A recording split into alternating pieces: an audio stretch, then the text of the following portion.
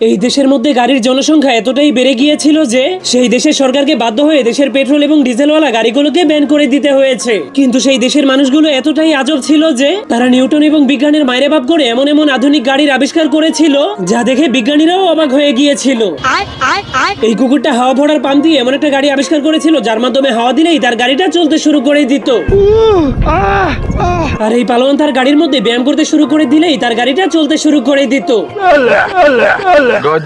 আর এই ট্যালেন্টেড কুকুরটা একটা আধুনিক জুতার গাড়ি আবিষ্কার করেছিল। কিন্তু তখনই হঠাৎ করে তার গাড়িটা অ্যাক্সিডেন্ট করার কারণে তার মাজা ভেঙে যায়। এমনকি সেই দেশের বাচ্চারাও একটা দোলনা খাওয়ার গাড়িতে চড়ে প্রতিদিন দোলনা খেতে খেতে স্কুলে যেত। কিন্তু এই ধনী লোকটা এমন একটা গাড়ির আবিষ্কার করেছিল যার উপরে বসে শুধুমাত্র সে তার চেয়ারটাকে লাড়ালেই তার গাড়িটা চলতে শুরু করে দিত। মাশাআল্লাহ, क्या कारीगरी है। কিন্তু এই লোকটার আবিষ্কার করা এই দোলনা গাড়িটা অনেক ভয়ঙ্কর ছিল, কারণ সে যখনই অনেক মজা করে দোলনা খেতে খেতে তার গাড়ি